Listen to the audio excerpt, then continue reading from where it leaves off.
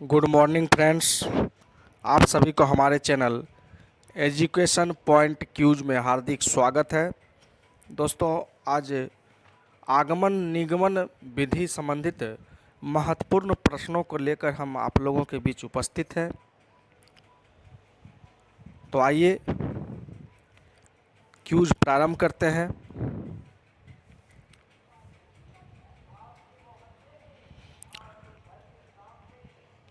पहला प्रश्न होगा दोस्तों, आगमन विधि के प्रतिपादक कौन हैं? आगमन विधि के प्रतिपादक कौन हैं?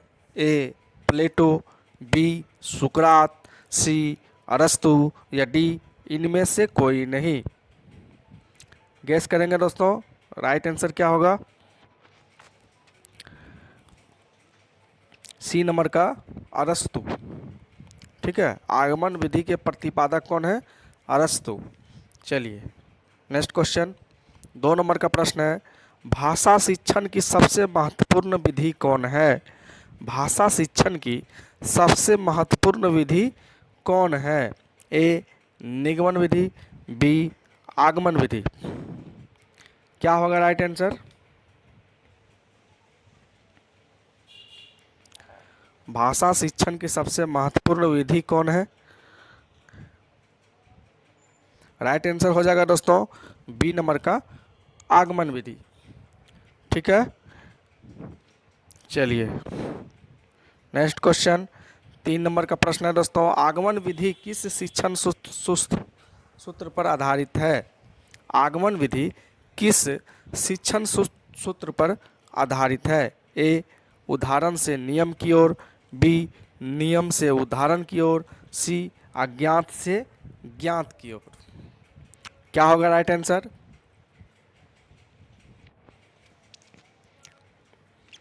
आगमन विधि दोस्तों उदाहरण से नियम की ओर है। ठीक है, आगमन विधि उदाहरण से नियम की ओर है, जबकि नियम से उदाहरण की ओर किसका है? निगमन विधि। ठीक है, और अज्ञात से ज्ञात ये भी निगमन विधि है। ठीक है, चलिए नेक्स्ट क्वेश्चन की ओर चलते हैं। निम्न में स्मृति केंद्रित विधि कौन है? निम्न में स्मृति केंद्रित विधि कौन है? ए आगमन विधि, बी निगमन विधि। क्या होगा राइट आंसर? बी नंबर का निगमन विधि। स्मृति केंद्रित यानी कि देखिए, इसमें रटने की क्या होता है? प्रवृत्ति। ठीक है, और इसको बोलते हैं दोस्तों अस्थाई। ये अस्थाई विधि है, इसमें ज़्यादा देर तक ये याद नहीं रहता है दोस्तों, क्योंकि ये रटने की प्रवृत्ति है। इसको स्मृति केंद्रित विधि बोलते हैं दोस्तों। ठीक है, अमनोवैज्ञानिक विधि। चलिए निगमन विधि हो गया दोस्तों राइट आंसर। 5वां प्रश्न देखते हैं दोस्तों, निम्न में से छात्र केंद्रित विधि कौन है? छात्र केंद्रित विधि, ए आगमन विधि, बी निगमन विधि। क्या होगा राइट आंसर? छात्र केंद्रित विधि दोस्तों, इसमें छात्र केंद्रित विधि हो गया आगमन विधि। ठीक है, सबसे लोकप्रिय विधि दोस्तों यही है, लोकप्रिय विधि, सर्वोत्तम विधि। सर्वोत्तम विधि किसे कहा जाता है? आगमन विधि को। ठीक है, क्योंकि यह छात्र केंद्रित विधि भी है दोस्तों, जबकि निगमन विधि जो है क्या है? शिक्षक केंद्रित। ठीक है, शिक्षक केंद्रित विधि। चलिए नेक्स्ट क्वेश्चन, 6 नंबर का, ज्ञात से अज्ञात की ओर किस शिक्षण विधि का सूत्र है? ज्ञात से अज्ञात की ओर किस शिक्षण विधि का सूत्र है? तो ये है दोस्तों ए आगमन विधि, ए निगमन विधि, बी आगमन विधि। क्या होगा राइट आंसर? राइट आंसर है दोस्तों बी नंबर का आगमन विधि। ठीक है, आगमन विधि ज्ञात से अज्ञात की ओर, और देखिए स्थूल से सूक्ष्म की ओर। स्थूल से सूक्ष्म की ओर कौन विधि है? आगमन विधि।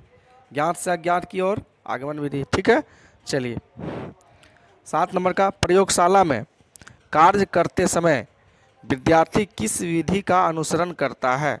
प्रयोगशाला में कार्य करते समय विद्यार्थी किस विधि का अनुसरण करता है? ए आगमन विधि, बी निगमन विधि। क्या होगा राइट आंसर?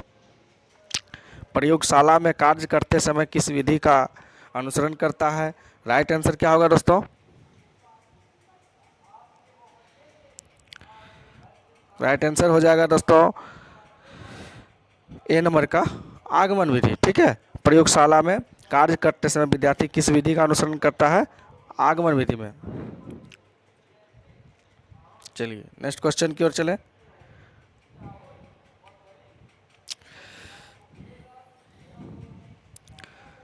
दोस्तों अभी तक आप हमारे चैनल को सब्सक्राइब नहीं किए हैं दोस्तों, कृपया कर चैनल को सब्सक्राइब कर लेंगे, वीडियो को ज़्यादा से ज़्यादा लाइक एंड शेयर करेंगे दोस्तों। चलिए नेक्स्ट क्वेश्चन की ओर चलते हैं। निगमन विधि के कितने रूप होते हैं? निगमन विधि के कितने रूप होते हैं? ए 2 रूप, बी 3 रूप, सी 4 रूप। राइट आंसर क्या होगा दोस्तों? ए नंबर का 2 रूप। देखिए, एक हो गया सूत्र प्रणाली, ठीक है, और दूसरा हो गया पाठ्य पुस्तक प्रणाली। ठीक है, क्लियर? निगमन विधि के कितने रूप हैं? 2 रूप हैं, एक सूत्र प्रणाली और दूसरा है पाठ्य पुस्तक प्रणाली। ठीक है, चलिए नेक्स्ट क्वेश्चन की ओर चलते हैं। 9 नंबर का प्रश्न होगा, निम्न में से अमनोवैज्ञानिक विधि कौन है? निम्न में से अमनोवैज्ञानिक विधि कौन है? ए निगमन विधि, बी आगमन विधि। क्या होगा राइट आंसर? दोस्तों निगमन विधि राइट आंसर होगा, क्योंकि यह मनोवैज्ञानिक विधि है। यह दोस्तों शिक्षक केंद्रित है। ठीक है, यह शिक्षक केंद्रित विधि है, यह अस्थायी विधि है, इसलिए दोस्तों यह अमनोवैज्ञानिक विधि भी है। इसमें दोस्तों कार्य अत्यंत सरल एवं सुविधाजनक हो जाता है। ठीक है, क्योंकि इसमें रटंत प्रणाली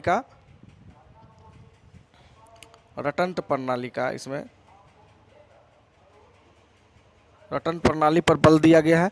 चलिए नेक्स्ट क्वेश्चन, निम्न में से किस शिक्षण व्यवस्था में सबसे पहले विषय वस्तु से संबंधित उदाहरण दिए जाते हैं? निम्न में से किस शिक्षण व्यवस्था में सबसे पहले विषय वस्तु से संबंधित उदाहरण दिए जाते हैं?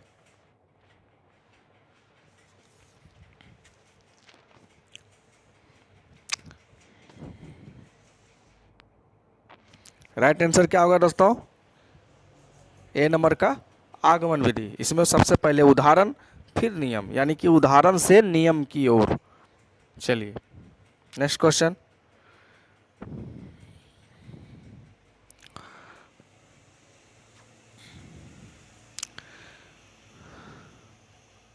ग्यारह नंबर का प्रश्न है दोस्तों, निम्न में से कौन सी शिक्षण विधि सर्वोत्तम विधि माना जाता है? सबसे सर्वोत्तम शिक्षण विधि किसे माना जाता है? ए निगमन विधि, बी आगमन विधि। क्या होगा राइट आंसर? राइट आंसर हो जाएगा दोस्तों आगमन विधि, क्योंकि यह छात्र केंद्रित विधि है। ठीक है, छात्र केंद्रित विधि है। इसमें ज्ञात से अज्ञात की ओर शिक्षण सूत्र का प्रयोग किया जाता है, स्थूल से सूक्ष्म की ओर, और इसमें सबसे पहले विषय वस्तु से संबंधित उदाहरण दिए जाते हैं। यह भाषा शिक्षण की सबसे महत्वपूर्ण विधि है। ठीक है, इस तरह शिक्षण विधि में सबसे सर्वोत्तम विधि आगमन विधि को ही माना गया है। ठीक है, चलिए 12 नंबर का प्रश्न देखते हैं, निम्न में से कौन शिक्षक केंद्रित विधि है? हम लोगों ने इस पर चर्चा भी किए हैं दोस्तों। तो शिक्षक केंद्रित विधि कौन होगा? निगमन विधि। ठीक है, निगमन विधि।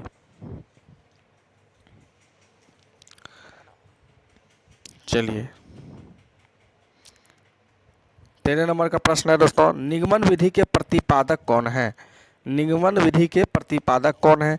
ए सुकरात, बी थॉर्नडाइक, सी अरस्तु या डी जॉन डीवी? क्या होगा राइट आंसर? निगमन विधि जिसको स्मृति केंद्रित विधि भी कहते हैं, जिसको शिक्षक केंद्रित विधि भी कहते हैं, जो आगमन विधि का बिल्कुल विपरीत विधि या सिद्धांत पर आधारित है। निगमन विधि के प्रतिपादक कौन है दोस्तों? सी नंबर का राइट आंसर होगा अरस्तु। ठीक है, अरस्तु। देखिए आगमन विधि का भी कौन है? आगमन विधि का अरस्तु है और निगमन विधि का भी प्रतिपादक अरस्तु ही है। ठीक है, चलिए नेक्स्ट क्वेश्चन, किस शिक्षण विधि का प्रयोग उच्च कक्षाओं में किया जाता है? किस शिक्षण विधि का प्रयोग उच्च कक्षाओं में किया जाता है? ए आगमन विधि, बी निगमन विधि। दोस्तों गणित एंड विज्ञान, ठीक है, शिक्षण में इसका प्रयोग होता है और इसमें शिक्षण विधि का उच्च कक्षाओं में प्रयोग होता है निगमन विधि। ठीक है, निगमन विधि शिक्षण विधि का प्रयोग उच्च कक्षाओं में किया जाता है। ठीक है, चलिए नेक्स्ट क्वेश्चन की ओर चलते हैं। 15 नंबर का प्रश्न है, सरल से कठिन की ओर किस सिद्धांत पर कार्य करती है? सरल से कठिन की ओर सिद्धांत कार्य करती है आगमन विधि, निगमन विधि। क्या है राइट आंसर दोस्तों? सरल से कठिन, राइट आंसर क्या होगा दोस्तों? बी नंबर का देखिए आगमन विधि। ठीक है, आगमन विधि किस प्रकार करता है? सरल से कठिन की ओर यह जो सिद्धांत है, शिक्षण प्रणाली है, शिक्षण सूत्र है, यह आगमन विधि पर काम करता है। जबकि निगमन विधि में क्या है? कठिन से सरल। ठीक है, क्योंकि सबसे पहले नियम ही बताया जाता है, बाद में उदाहरण दिया जाता है निगमन विधि में। ठीक है, तो इसमें क्या है? सरल से कठिन आगमन विधि में है, इसमें सबसे पहले उदाहरण दे दिया जाता है, बाद में नियम होता है, यानी उदाहरण से नियम की ओर। चलिए नेक्स्ट क्वेश्चन 16 नंबर का प्रश्न है दोस्तों, किस शिक्षण विधि को सूत्र प्रणाली या संश्लेषण प्रणाली कहते हैं? किस शिक्षण विधि को सूत्र प्रणाली या संश्लेषण प्रणाली कहते हैं? ए आगमन विधि, बी निगमन विधि। क्या होगा राइट आंसर? बी नंबर का निगमन विधि। ठीक है, निगमन और निगमन विधि कहते हैं। ठीक है, क्योंकि दोस्तों इसमें निगमन विधि का प्रयोग गणित और विज्ञान शिक्षण में किया जाता है और यह उच्च शिक्षण संस्थाओं में, इसका उच्च शिक्षा कक्षाओं में इसका प्रयोग होता है। ठीक है, चलिए नेक्स्ट क्वेश्चन 17 नंबर का प्रश्न है, किस शिक्षण विधि में समय अधिक लगता है? किस शिक्षण विधि में समय अधिक लगता है? ए आगमन विधि, बी निगमन विधि। राइट आंसर हो जाएगा क्या? ए नंबर का आगमन विधि। दोस्तों आगमन विधि का यह एक तरह से दोष कह सकते हैं। आगमन विधि सर्वोत्तम विधि माना गया है दोस्तों, लेकिन इसका यदि दोष की बात किया जाए तो इसमें समय अधिक लगता है, क्योंकि सबसे पहले इसमें उदाहरण, फिर नियम इसमें बताया जाता है, ज्ञात से अज्ञात की ओर, स्थूल से सूक्ष्म की ओर, तो इसमें समय अधिक लगता है। जबकि निगमन विधि में क्या होता है? समय कम लगता है। ठीक है, चलिए नेक्स्ट क्वेश्चन, किस शिक्षण विधि में रटने पर ज़्यादा जोर दिया जाता है? किस शिक्षण विधि में रटने पर ज़्यादा जोर दिया जाता है? ए आगमन विधि, बी निगमन विधि। क्या होगा राइट आंसर?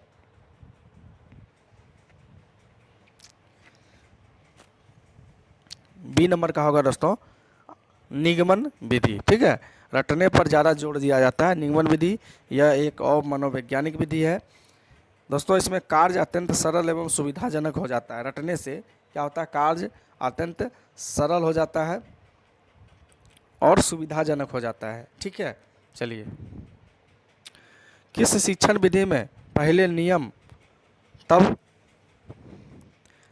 तब उदाहरण बताया जाता है। यहाँ दोस्तों कब को तब पढ़ा जाए। ठीक है, किस शिक्षण विधि में पहले नियम तब उदाहरण बताया जाता है। तो ए आगमन विधि, बी निगमन विधि।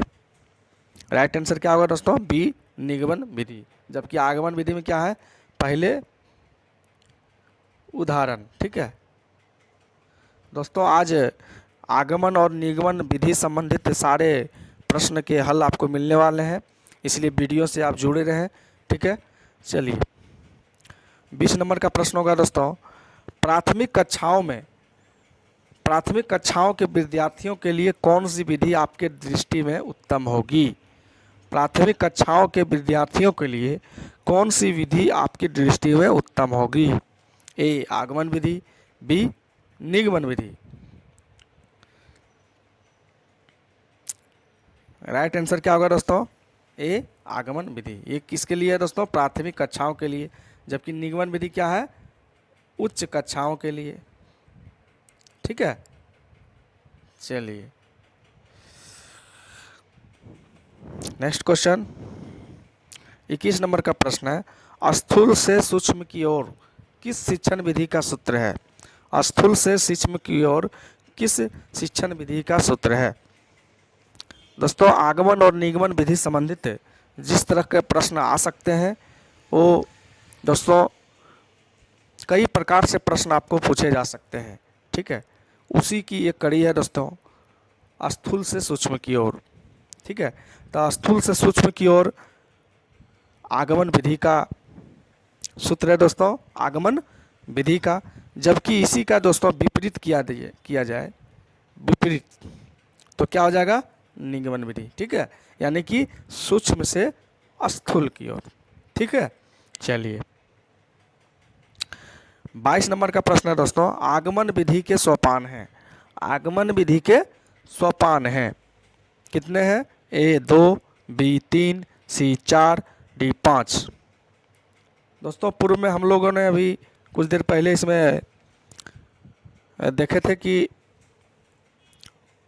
निगमन विधि के कितने रूप होते हैं। तो निगमन विधि के कितने रूप होते हैं दोस्तों, 2 रूप। ठीक है, एक सूत्र प्रणाली और दूसरा पाठ्य पुस्तक प्रणाली।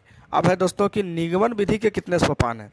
तो निगमन विधि के कितने सोपान है दोस्तों, राइट आंसर क्या है, सी नंबर का 4। कौन कौन, एक है उदाहरणों का प्रस्तुतिकरण। ठीक है, देखिए उदाहरणों का प्रस्तुतिकरण आप नोट कर सकते हैं दोस्तों, उदाहरणों का प्रस्तुतिकरण। दूसरा क्या है, विश्लेषण। ठीक है, तीसरा क्या है, सामान्यीकरण। ठीक है, सामान्यीकरण। और चौथा क्या है दोस्तों, परीक्षण। देखिए क्या है दोस्तों, चौथा है परीक्षण। ठीक है, 4 हो गया दोस्तों, एक उदाहरणों का प्रस्तुतिकरण, दूसरा हो गया विश्लेषण, तीसरा हो गया सामान्यीकरण और चौथा हो गया परीक्षण। तो ये आगमन विधि के 4 सोपान हैं। जबकि निगमन विधि के 2 सोपान हैं, एक सूत्र प्रणाली और दूसरा है पाठ्य पुस्तक प्रणाली। निगमन विधि के 2 रूप हैं, सूत्र प्रणाली और पाठ्य पुस्तक प्रणाली। जबकि आगमन विधि के 4 सोपान हैं, एक है उदाहरणों का प्रस्तुतिकरण, दूसरा है विश्लेषण, तीसरा है सामान्यीकरण, चौथा है परीक्षण। ठीक है, चलिए नेक्स्ट क्वेश्चन की ओर चलें। 23 नंबर का है, सामान्य से विशिष्ट की ओर, प्रमाण से प्रत्यक्ष की ओर किस शिक्षण विधि का उदाहरण है। ठीक है, सामान्य से विशिष्ट की ओर और प्रमाण से प्रत्यक्ष की ओर किस विधि का सोपान है, किस विधि का प्रमाण है दोस्तों।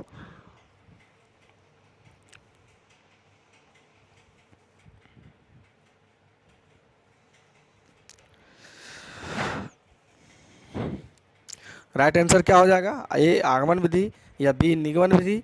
क्या होगा राइट आंसर? बी नंबर का दोस्तों राइट आंसर होगा निगमन विधि, यानी कि सामान्य से विशिष्ट की ओर और प्रमाण से प्रत्यक्ष की ओर।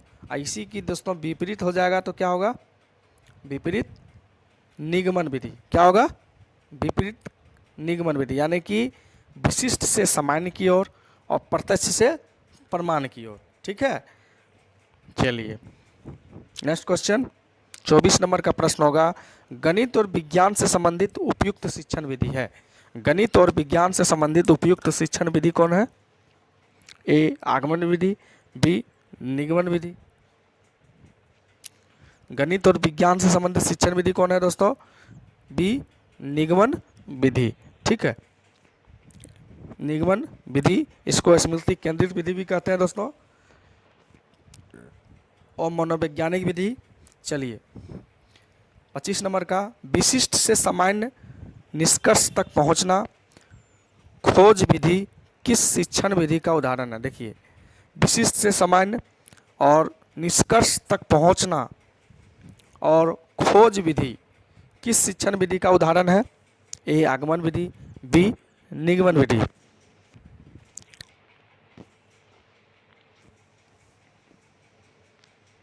क्या होगा राइट आंसर?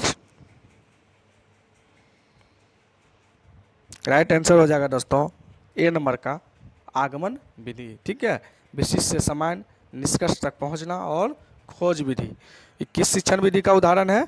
आगमन विधि का। ठीक है, चलिए 26 नंबर का प्रश्न है, निम्न में से किस शिक्षण विधि से कार्य अत्यंत सरल एवं सुविधाजनक हो जाता है?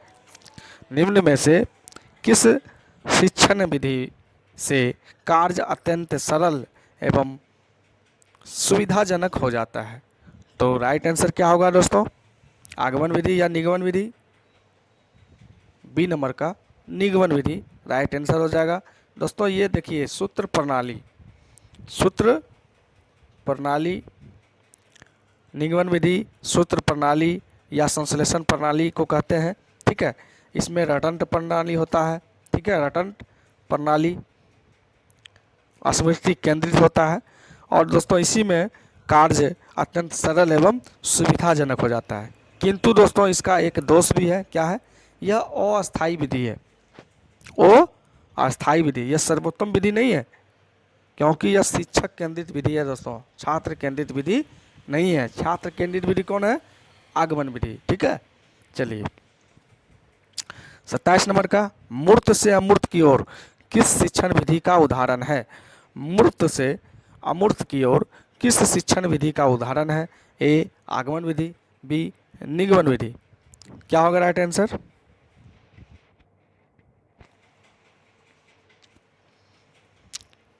राइट आंसर हो जाएगा दोस्तों ए नंबर का आगमन विधि, जबकि अमूर्त से